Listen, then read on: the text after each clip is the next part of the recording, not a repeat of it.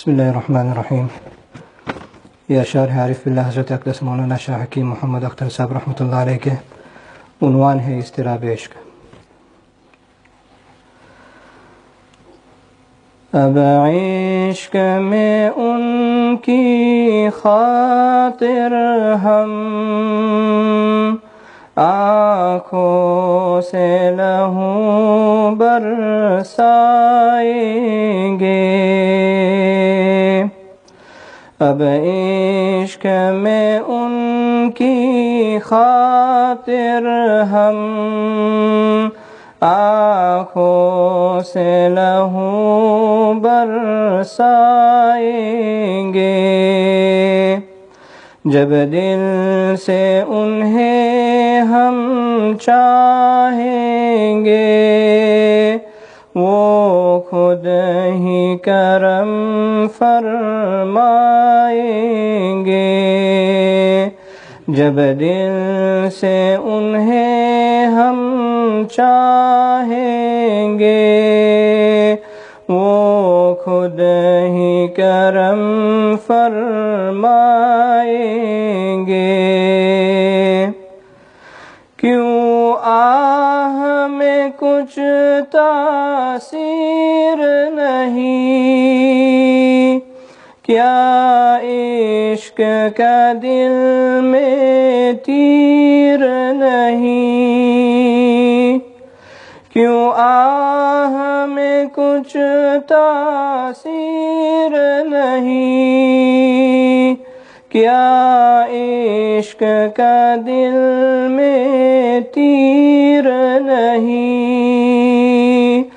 جب نور نہیں خود ہی دل میں منبر پہ وہ کیا برسائیں گے. جب نور نہیں خود ہی دل میں منبر پہ وہ کیا برسائیں گے. جائے گی کبھی آہیں دل کی بالائے فلک تا عرش بری. جائے گی کبھی آہیں دل کی بالائے فلک تا عرش بری. یہ درد محبت کے نالے کچھ رنگ تو اپنا لائیں گے. یہ درد محبت کے نالے کچھ رنگ تو اپنا لائیں گے. آتا ہے مجھے نالوں میں مزہ اے زاہد نادا طنز نہ کر. آتا ہے مجھے نالوں میں مزہ اے زاہد نادا طنز نہ کر. جب عشق ہے ان کا دل میں میرے پھر کیوں نہ ہمیں تر پائیں گے. جب عشق ہے ان کا دل میں میرے پھر کیوں نہ ہمیں تر پائیں گے. مخلوق ہے ادنا سا سورج جب اس کو نہیں ہم دیکھ سکے.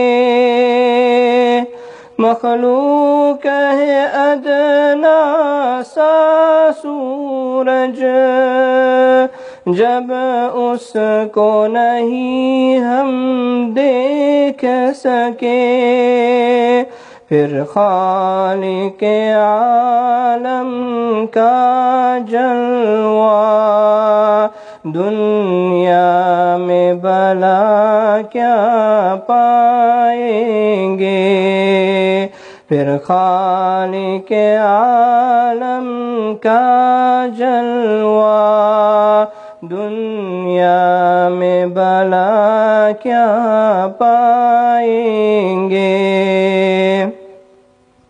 جب شمع محبت دل میں لیے محفل میں ہو کوئی صاحب ذوق، جب شمع محبت دل میں لیے محفل میں ہو کوئی صاحب ذوق، پھر عشق خدا کے پروانے خود اڑ کے وہاں آ جائیں گے، پھر عشق خدا کے پروانے خود اڑ کے وہاں آ جائیں گے۔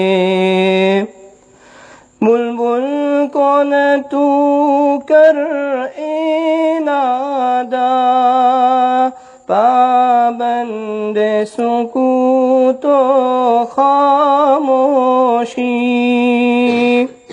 بلبل کو نہ تو کر اے نادا، پابند سکوت و خاموشی، جب اس کو چمن یاد آئے گا نالے بھی لبوں تک آئیں گے، جب اس کو چمن یاد آئے گا نالے بھی لبوں تک آئیں گے۔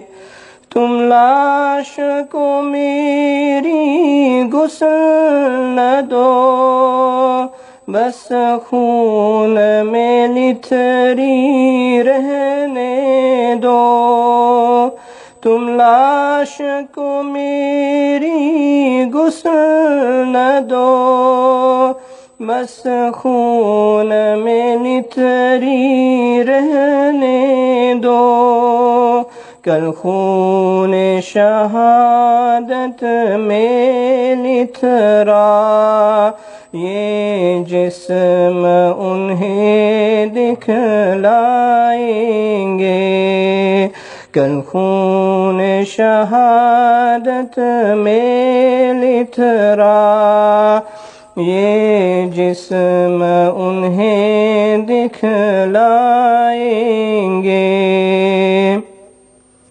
اختر کو جو تو نے دولت غم بخشی ہے بفیض پیر ہدا، اختر کو جو تو نے دولت غم بخشی ہے بفیض پیر ہدا، امید ہے تجھ سے بار خدا اس درد کا درما پائیں گے، امید ہے تجھ سے بار خدا اس درد کا درما پائیں گے۔ اب عشق میں ان کی خاطر ہم آنکھوں سے لہو برسائیں گے، جب دل سے انہیں ہم چاہیں گے وہ خود ہی کرم فرمائیں گے۔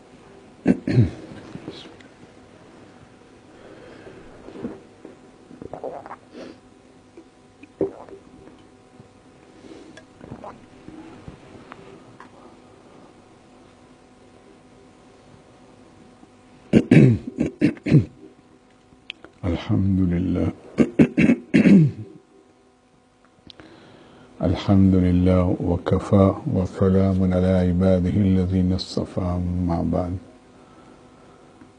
فأعوذ بالله من الشيطان الرجيم بسم الله الرحمن الرحيم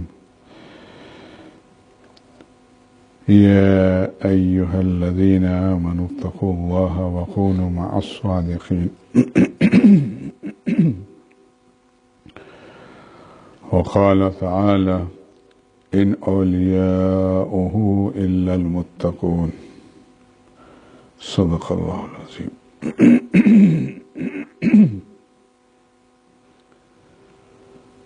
ہمارے حضرت والا رحمۃ اللہ علیہ سے 12 جو ہے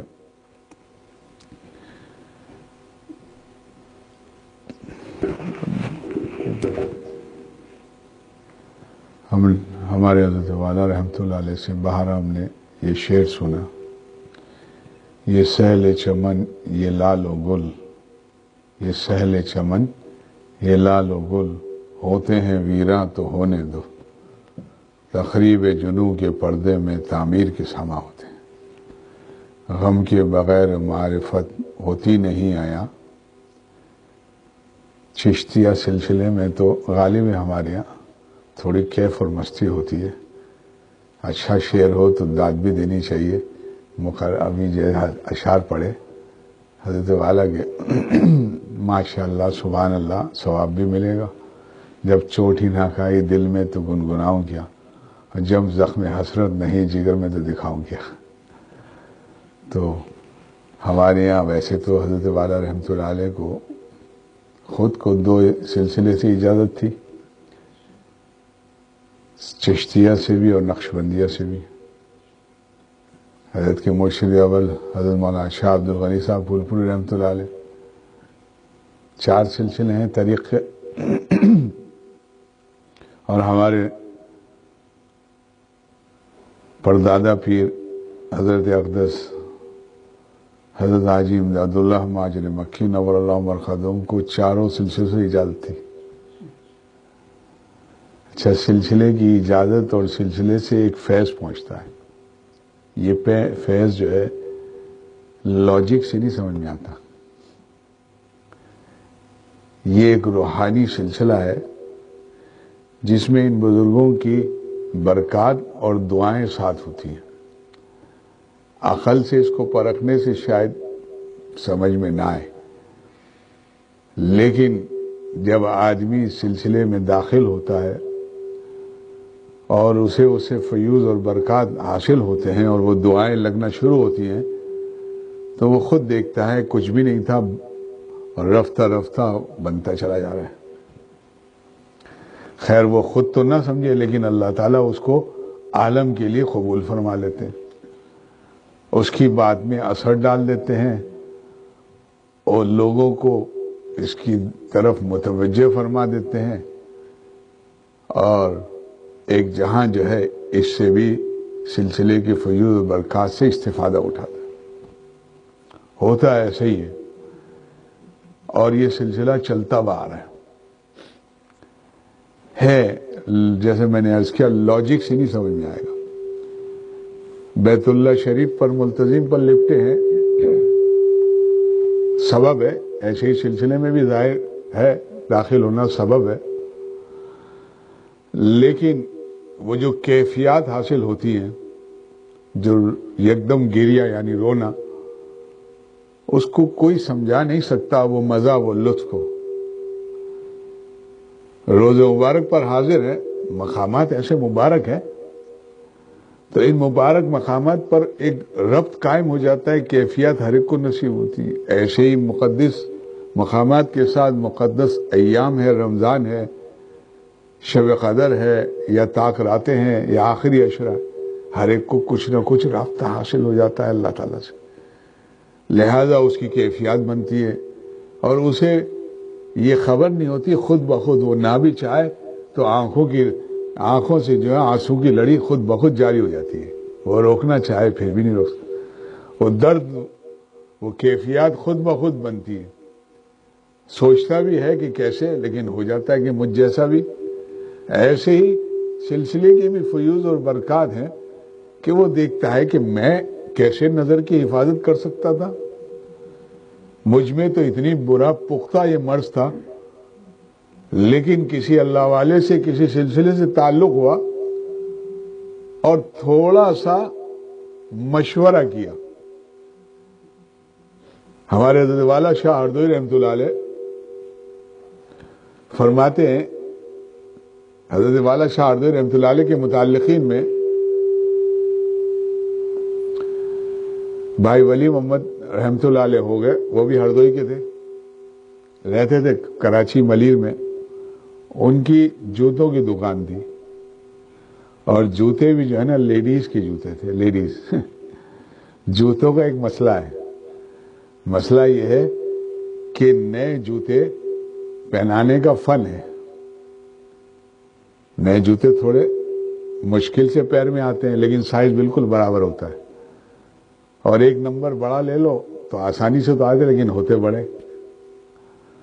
اب حضرت سے عرض کیا، خود بتانے لگے، ان کی بھی رحلت ہو گئی کہ حضرت میں جوتوں کی دکان پر بیٹھتا ہوں،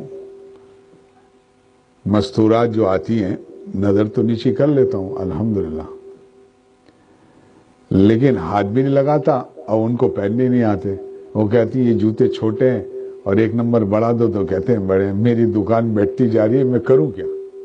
آگے دکاندار اور ہیں، وہ لے لیتے ہیں ان گاہک کو، میرا کاروبار تو بیٹھ رہا ہے.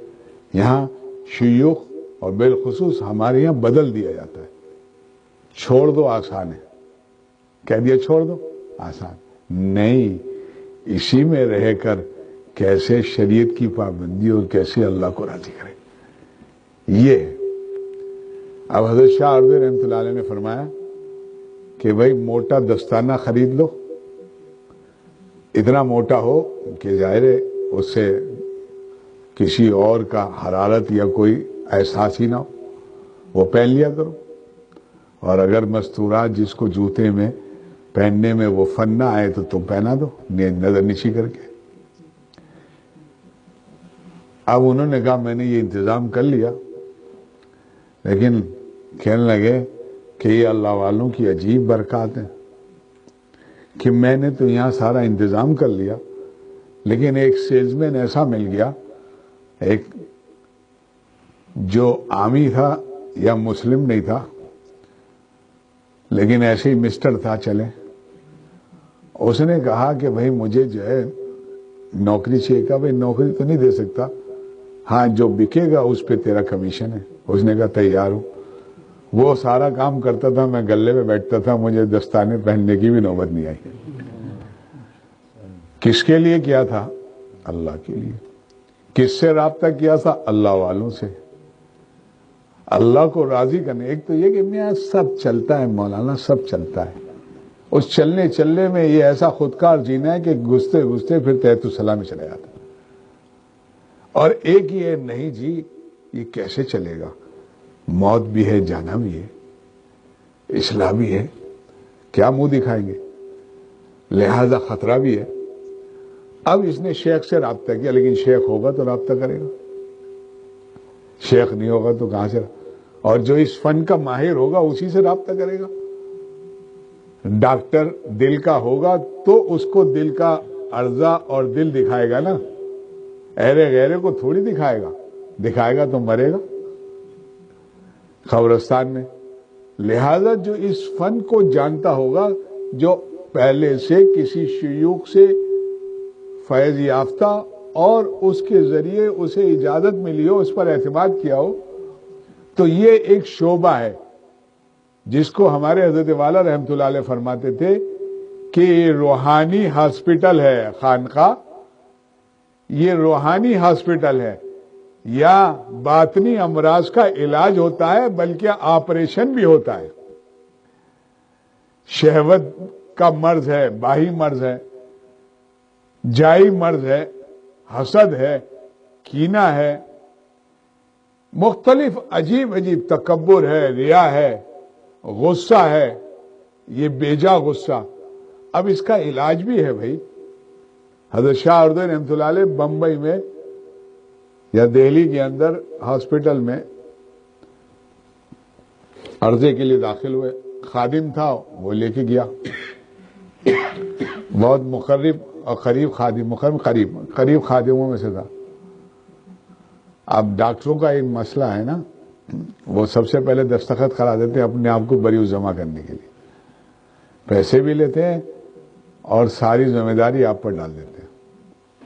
اور خانقاہ کے ڈاکٹر یہ ہیں کہ نہ پیسہ لیتے ہیں نہ آپ سے کوئی ذمہ داری لیتے ہیں، کہتے ہیں بس تم آتے رہو، یوں ہی آتے جاتے رہو گے، محبت کا پھل پاتے رہو گے، وہاں کوئی ایسی چیز نہیں۔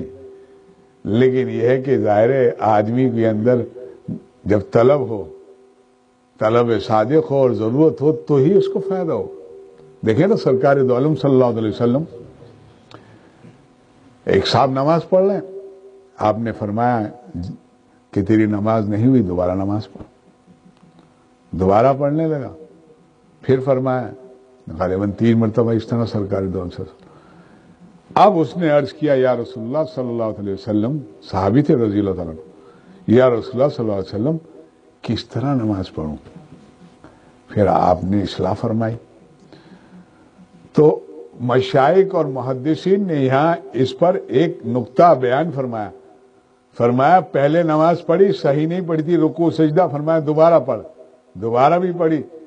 جب تیوارہ کے بعد پھر آ کے جب سوال کیا اپنی اصلاح کا تو پھر آپ نے اصلاح فرمائی۔ معلوم ہوا طلب نہیں ہوگی تو اصلاح بھی نہیں ہوگی۔ اس نے طلب دکھائی، اس نے اپنی ضرورت اور طلب دکھائی۔ نظر کی حفاظت معمولی چیز ہے، لیکن جس کو اللہ تعالیٰ کی محبت حاصل کرنی ہے، حسد سے، غصے سے، غیبت سے، یہ جتنے چیزوں سے بچنا ظاہر جب ہی ہوگا جب یہ خود اپنے آپ کو حوالے کرے گا اب طلب کے ساتھ کہ نہیں جی مجھے بننا ہے۔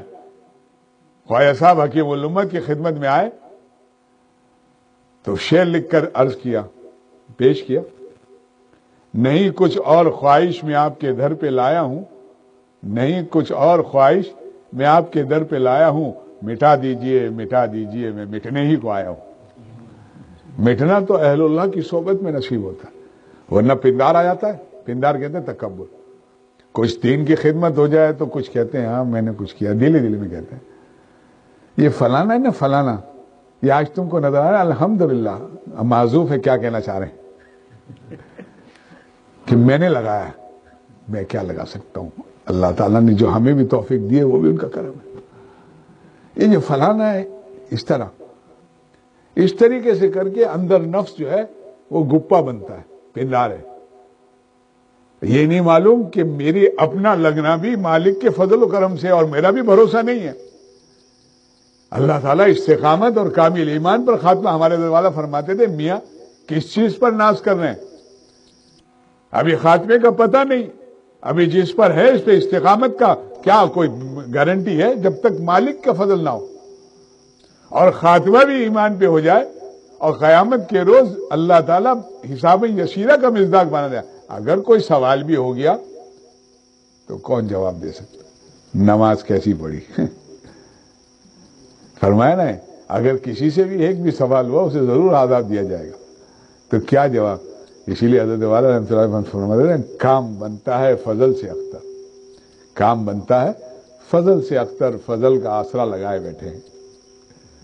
کام تو فضل سے بنے گا، ٹھیک ہے، اس کا مطلب یہ نہیں ہے کہ علوم نہ حاصل کریں، اس کا مطلب یہ نہیں ہے کہ دین کی خدمت نہ کریں، لیکن کسی کے زیر سائے میں رہے، بے لگام نہ ہو، کسی سے رابطہ رکھیں، کیونکہ بیمار کی رائے بھی بیمار ہے، پتہ نہیں چلتا، اور جب پختہ ہو جاتا ہے اور مرض اتنا پختہ ہو جائے تو پھر علاج تو ہو جاتا ہے لیکن بڑی مشقت ہوتی ہے، اور اگر کبھی علاج ہی نہ کرایا تو پھر کیا ہوگا؟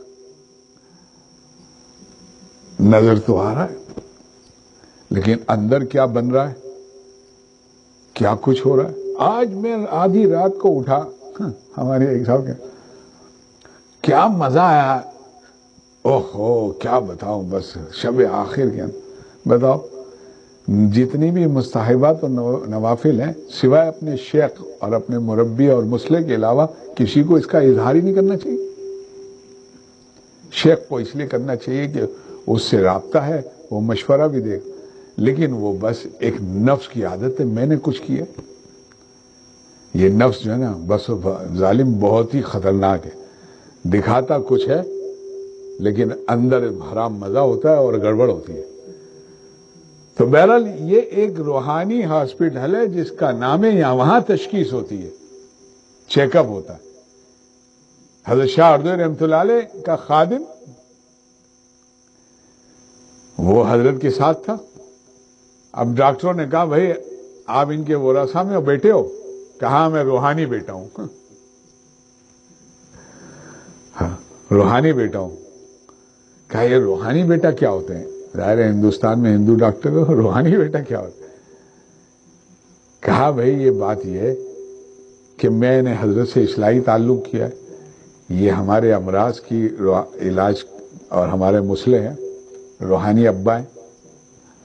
کیا ہے یہ کیا ہوتا ہے کہ باطنی امراض؟ ڈاکٹر کو تشویش ہوئی کہ ہم لوگ ڈاکٹر ہیں، یہ کون سا ڈاکٹر ہے، یہ روحانی ڈاکٹر کون سا ہے؟ ہر ایک کو ایسا ہوتا ہے نا ذرا سا، اوہو یہ کہاں سے آ گئے. کہنے لگے یہ وہ ڈاکٹر ہے جو تمہاری جتنی بھی لیبارٹری اور ایکس رے کی مشینیں ان میں وہ چیز نہ ہے وہ ان کے پاس نظر آتی ہے. کہا وہ کیا ہوتا ہے؟ کہا تمہارے پاس کوئی ایسی مشین ہے جو ہمارے اندر حسد ہو بتا دے، کینہ ہو بتا دے، تکبر ہو؟ ان کے پاس ایسی مشینری ہے جو ہمارا حسد کینہ سب بتا دیتی. تو یہ ایک روحانی ہاسپٹل ہے. حکیم الامت کی خدمت میں تھانہ بھون میں ایک تھانے دار آتا تھا، حضرت کی مجلس میں ظاہر جوش بنتا، جوش پیدا ہوتا، محبت. حضرت سے کہتا مجھے بیعت کر لیجیے. تھانے دار گاؤں کے تھانہ بھون قصبے کا تھانے دار تو ایسا بادشاہ. اور حضرت نے فرمایا ہاں جی تجھے بیعت کریں گے ایک شرط پہ کہ مسجد کے سینڈ میں 10 منٹ مرغا بن جا، وہ جوتیاں اٹھائے بھاگ جائے. پھر بیان سنے، جوش آئے، پھر حضرت کی حضرت بیعت کر لیجیے. حضرت نے فرمایا وہی میری شرط ہے، 10 منٹ مسجد کے سین میں درمیان میں مرغا بننا پڑے گا، پھر بھاگ جاؤ. بہرحال ایک دن ہمت کر وہ مرغا بن گیا. حضرت نے فوراً بیعت کر لیا. حضرت کے یہاں تو بڑی شرطوں سے بیعت ہوتے تھے. پھر کیا فرمایا میں نے کیوں مرغا بنایا؟ تھانے دار ہے، اندر تکبر تھا، اندر یہ گندگی بھری ہوئی تھی. آیا بیعت ہونے اصلاح کے لیے تو یہ گندگی کو پہلے صاف کر دوں، اسی لیے تیرے تکبر کو مٹانا تھا تاکہ تجھے فیض حاصل ہو جائے. مجھے کوئی تذلیل مقصد نہیں تھا، تیری تحقیر مقصد، لیکن جس مقصد کے لیے تو آ رہا ہے وہ مقصد کے حصول کے اندر جو رکاوٹیں حجاب ہیں اس کو دور کر دوں. تو روحانی ہاسپٹل بھی ہے اور روحانی بیوٹی پارلر بھی ہے. حضرت فرماتے تھے یہ روحانی بیوٹی پارلر بھی ہے. حضرت والا رحمۃ اللہ علیہ فرماتے تھے ہمارے یہاں اور روحانی پیٹرول پمپ بھی ہے. زبردست بات ہے ہمارے حضرت والا کی، کیا بات ہے. فرمایا ہمارے یہاں آئی سی یو کمرہ ہے. حضرت والا کا کمرہ جنہوں نے دیکھا اس پہ اینٹی بائیوٹک بھی دی جاتی تھی، آپریشن بھی ہوتا تھا. بالخصوص مجاز کے عشق کے اندر اتنا آسان نہیں ہے کسی حسین کے اندر جس کا دل پھنس جائے کسی کی زلف یار میں، کیا جی لگے گا اس کا کاروبار میں. تو مجاز کے اندر جب پھنس جاتا ہے نا، چھڑانا چاہے جب تک کوئی فن صاحب فن اور کوئی مشائخ اور کوئی مستند راستہ نہ ہو، یعنی اللہ والوں سے کسی سے تعلق نہ ہو، تو اتنا آسان نہیں ہے حسینوں سے جان چھوڑانا. اسی لیے فرمایا نا حضرت والا نہ کرو حسینوں کو ہینڈل، نہ کرو حسینوں کو ہینڈل ورنہ تمہارے سر پر پڑیں گے سینڈل. لیکن گھر والی نہیں بھائی، گھر والی کے ساتھ تو درگزر کرنا چاہیے، عاشرہن بالمعروف پر عمل کرنا چاہیے. یہ وہ لیلا ہے جو بدست مولا ملی ہے، تو گھر والی کے ساتھ تو نہیں. لیکن مسئلہ یہ کہ گھر والی کے ساتھ سارا نزلہ پڑوسن کیا جب کہے کام تیار ہے نفس. لہذا جو ہے بالخصوص حضرت کے یہاں علاج جو ہوتا تھا آئی سی یو کمرے، مجاز والے زیادہ پھنستے ہیں، بعض لوگ غصے والے بھی آتے تھے. یہ سب حجاب ہیں اللہ کے راستے میں، اللہ تعالیٰ کے تعلق اور قرب حاصل کرنے میں یہ حجاب ہیں، یہ رکاوٹیں ہیں. حجاب نہ سمجھیں تو رکاوٹیں ہیں. جب یہ دور ہو جائے اور یہ غیر اللہ جب اس سے دل پاک ہو جائے تو پھر اللہ تعالیٰ کی نسبت اور محبت جب حاصل ہوتی ہے تو پھر کیا کہنے، اس قالب اور اس قلب کا کیا کہنا جس میں مولا متجلی ہوتا ہے. اس بندے کو کیا لطف ملتا ہے وہی جانتا ہے.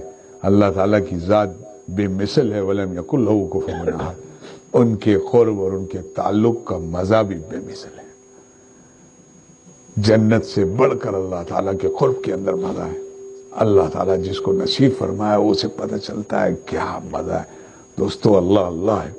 اللہ تعالیٰ کا تعلق عظیم عظیم دولت اور نعمت. یہی مقصد حیات ہے، یہی حاصل حیات ہے، یہی کامیابی کا ضامن اور سبب ہے. کیا کہنے ہیں جس کو اللہ تعالیٰ اس کی توفیق، جس کے نصیبے ہوتے ہیں اسے اس کی فکر اور شوق پیدا ہوتا ہے. ورنہ مٹی پر مٹی ہونے والے مٹی ہو گئے، مٹی پر مٹی ہونے والے مٹی ہو گئے. خالق کے مٹی پر جو فدا ہوا اس کی مٹی قیمتی ہو گئی. لہذا خاک میں کس نے ملایا یہ تو دیکھ، خاک میں کس نے ملایا یہ تو دیکھ. شکر کر مٹی سوارت ہو گئی اور سوگ میں یہ کس کی شرکت ہو گئی. بزم ماتم بزم عشرت ہو گئی اور ہر تمنا دل سے رخصت ہو گئی. اب تو آجا اب تو خلوت ہو گئی. خواجہ صاحب ہیں. بہرحال میں یہ عرض کر رہا تھا کہ روحانی ہاسپٹل ہے، روحانی بیوٹی پارلر ہے اور روحانی پیٹرول پمپ ہے. یہاں سے ذکر اللہ کا کشتہ لے کر، صحبت اہل اللہ سے ایمان کے اندر گرمی اور حرارت لے کر اور اپنی اصلاح اور تزکیے کا اور نفس مقابلے کا داؤں پیش لے کر وہاں سے چلے ہیں. اب وہاں سے یہ پیٹرول ایک بھر کر چلے ہیں. انشاءاللہ آپ بازار میں جائیں گے، لندن کی سڑکوں میں جائیں گے. اب اسے معرفت، تعلق مع اللہ، نسبت و محبت سینہ بسینہ کسی درجے حاصل ہونا شروع ہوئی. اب اسے غض بصر کی توفیق بھی نصیب ہونا شروع ہوئی. اب یہ کہتا ہے نہجی میں مولا کے تعلق کو برقرار رکھنے کے لیے نہ دیکھیں گے انہیں ہرگز نہ دیکھیں گے جن کے دیکھنے سے دوست رب میرا ناراض ہوتا ہے. معمولی تھوڑی ہے.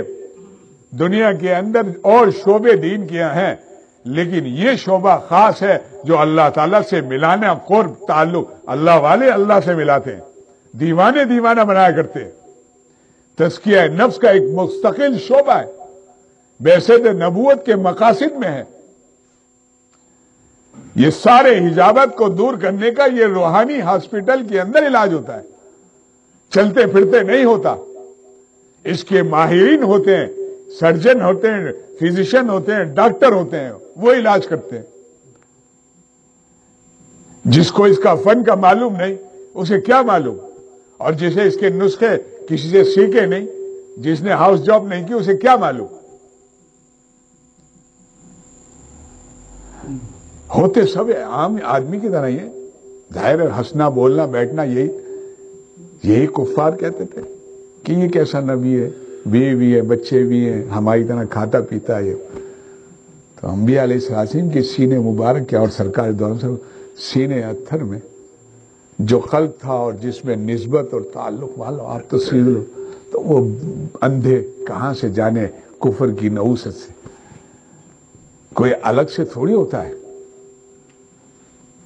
یہ بشر کے اندر ہی اللہ تعالیٰ بعضوں کو اپنے فضل و کرم سے انتخاب فرماتے ہیں، سبب اسے اختیار کرنے کی سمجھ توفیق دیتے ہیں، دھیرے دھیرے وہ بنتا جاتا ہے، اور پھر ایک حضرت فرماتے ہیں ایک دیوانہ بنتا ہے تو ایک جہاں کو دیوانہ بناتا ہے، ایک اللہ کا عاشق بنتا ہے تو ایک جہاں کو اللہ کی محبت سے آشنا کرتا ہے، خود اکیلا نہیں رہتا، اس کے اندر تعدیہ پیدا ہوتا ہے، یہ متعدی ہوتا ہے، اس کی نسبت لازمہ نسبت متعدیہ سے تبدیل ہوتی چلی ہے، دونوں لازمہ بھی حاصل ہوتی ہے، پھر خود اکیلا نہیں رہتا، جو شیخ سے، جو اللہ والوں سے، جو درد اور محبت اور جو کیفیات اور جو اللہ تعالیٰ کی معرفت جس درجے حاصل کیے چاہتا ہے ایک جہاں کو اس کو منتقل کر جاؤں تاکہ میرا کمیشن عقل کا بن جائے۔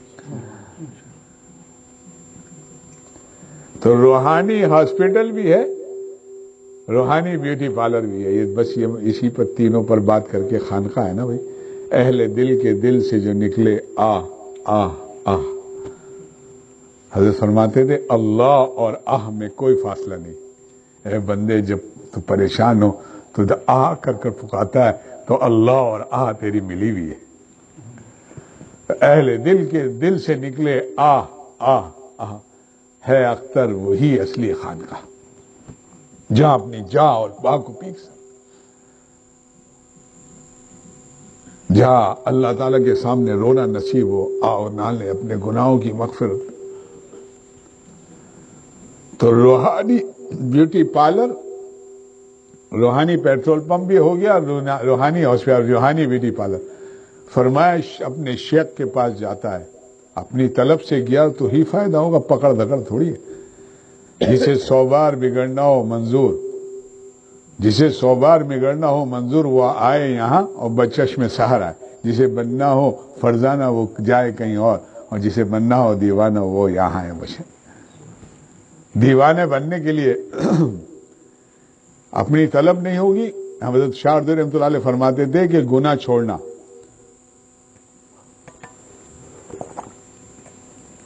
فرمایا معروفات پہ تو ایسا ہے کہ سہارنپور کا گنا بڑا مشہور اور میٹھا ہوتا ہے، فرمایا معروفات عبادات میں سہارنپور کا گنا کھا رہا ہے میٹھا، اور فرمایا گناہ چھوڑنا ایسا ہے کہ وہی سہارنپور کا گنا جو ہے اس کے کھانے سے چھین لینا، جتنی تکلیف ہوتی ہے اتنے گناہ چھوڑنے میں بھی تکلیف ہوتی ہے، جب تک طلب نہ ہو تو پھر اتنی آسانی سے نہیں چھوٹے، ورنہ شیخ کے سامنے تو ہوگا لیکن طالبین نہیں ہوگا تو پھر یہاں وہاں تاک جاگ کرے گا، دیکھتا رہے گا۔ آج کل تو موبائل نے بیڑا غرق کیا ہوا ہے،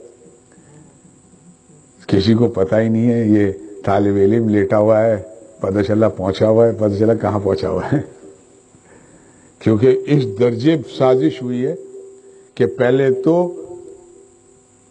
تو مسجد کی آداب کے اندر، اب مسجدوں میں موبائل پر کیا کچھ ہو رہا ہے، اعتکاف میں کیا کچھ ہوتا ہے، یہ باتیں ایسی کہنے کی نہیں ہے لیکن ہے تو حقیقت۔ بہرحال لیکن انہوں نے تو سب محنت کر کے ہمیں جو ہے سارے، ہم نے کیا محنت کی، ہمیں تو وقت ہی نہیں، آئی ایم ویری بزی، فرصت ہی نہیں ہے۔ ٹھیک ہے اسرائیل علیہ السلام آئیں گے پوچھیں گے یو آر بزی، اچھا آئی ول کم ٹمورو، ایسا ہوگا تو آئی جائے گا بھائی، ٹیٹوا دبا کے چلے آئیں گے۔ تو بہرحال میں یہ عرض کر رہا تھا کہ روحانی بیوٹی پارلر بھی حضرت فرماتے تھے، ہمارے فرماتے تھے جس طرح اپنی بیٹی کا جب کہیں بیاہ ہوتا ہے نکاح تو اسے بیوٹی پارلر میں بھیجتے ہیں، دلہن بناتے ہیں نا، تاکہ جس کے نکاح میں جو داماد ہونے والا وہ دیکھ کر خوش ہو جائے۔ تو فرمایا خانقاہ میں بھی شیوخ اپنے متعلقین اور مریدین کو اسی طرح سر سے لے کر پیر تک ظاہر بھی بناتے ہیں، ایک مٹھی داڑھی، ٹخنے سے اوپر پجامہ، سر پر گول ٹوپی، لمبا سا کرتا رکھنے سے اوپر اس طرح کر کے اسے اس قابل بنا دیتے ہیں کہ مولا قیامت کے روز دیکھ کر خوش ہو جائے، تاکہ اس کی وضع خطا بھی سنت کے مطابق ہو، اس کے ظاہر بھی بن جائے، باطن بھی بن جائے۔ انشاءاللہ اللہ تعالیٰ اپنے فضل و کرم سے ہمیں اس کی فکر اور توفیق نصیب فرمائے۔ میں نے جیسے عرض کیا نا، اس کا فائدہ کیا ہوتا ہے؟ اس کا فائدہ یہ ہوتا ہے جب آدمی اپنی اصلاح کراتا ہے، اصلاح میں آگے بڑھتا ہے، تو اسے اللہ تعالیٰ پیار فرماتے ہیں، اپنے دل کو توڑتا ہے، مولا اس کے دل کو اپنے دست مبارک سے تعمیر فرماتے ہیں، اپنی آرزوں کا خون کرتا ہے، اپنی حرام خوشیوں کو آگ لگاتا ہے، اللہ تعالیٰ اس کے دل کو اپنے فضل و کرم سے اشاد فرماتے ہیں، اپنے قرب سے، اپنے تعلق سے، اپنی محبت سے، اپنے نسبت سے، اپنی تجلی خاص سے۔ جس کے دل میں مولا متجلی ہوتا ہے اس کے دل کے عالم کا کچھ اور ہی عالم ہوتا ہے۔ یہ کون آیا کہ دھیمے خواجہ صاحب نے ایسی تھوڑی کوئی مبالغے سے یا بناوٹ تصنع سے کام لیا، اپنے حال کو بیان کیا۔ یہ کون آیا کہ دھیمی پڑ گئے لو شمع محفل کی، پتنگوں کے عوض اڑنے لگی چنگاریاں دل کی۔ آج میرے دل میں کون آیا کہ چاند اور سورج کے اندر لوڈ شیڈنگ معلوم ہوتی ہے۔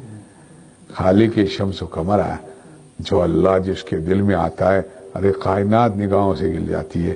حسینوں کا حسن جھڑتا ہوا نظر آتا ہے، ان کا نمک گرتا ہوا نظر آتا ہے، ان کا انجام قبرستان نظر آتا ہے۔ وہ مولا جس کے دل میں آتا ہے وہ خالق نمکیات لیلائے کائنات ہے، جس کے دل میں آتے ہیں اس کے دل کے عالم کا کچھ اور ہی عالم ہوتا ہے۔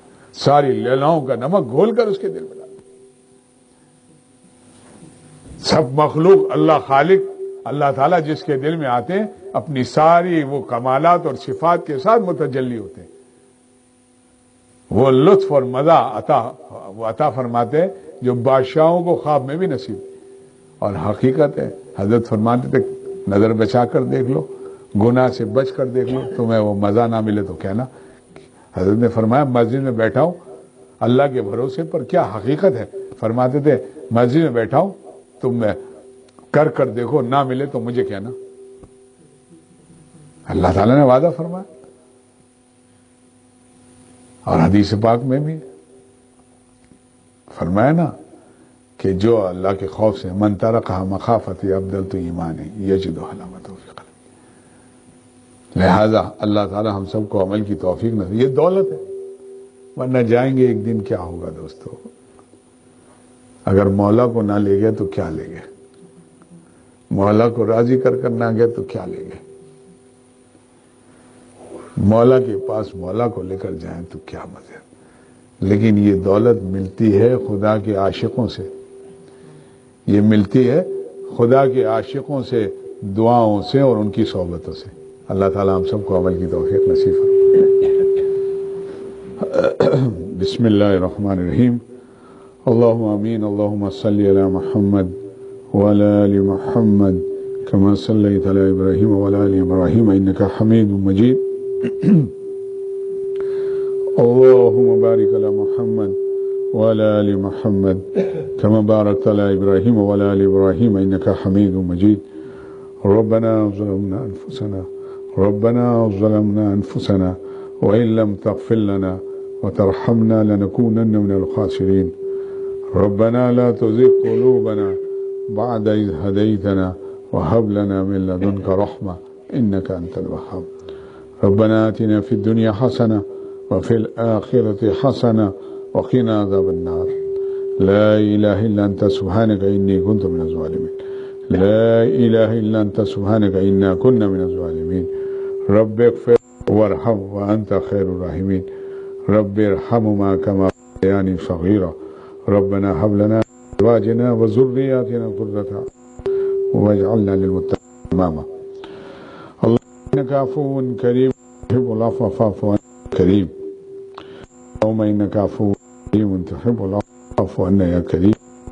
اللهم إنك عفو كريم تحب العفو عنا يا كريم يا كريم يا كريم يا كريم يا اللہ اب اپنے کرم سے ہم گناہوں کو معاف فرما دے یا اللہ۔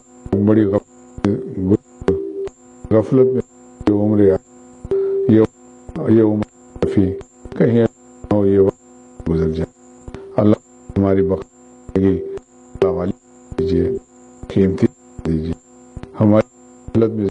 عزیز کی فرما ہم سب فرما دی ہمارے والد سب کو بنا زور ہے ہم کو اللہ ہم اللہ ہیں آپ بھی طاقت ہمارے اپنے کو فرمائی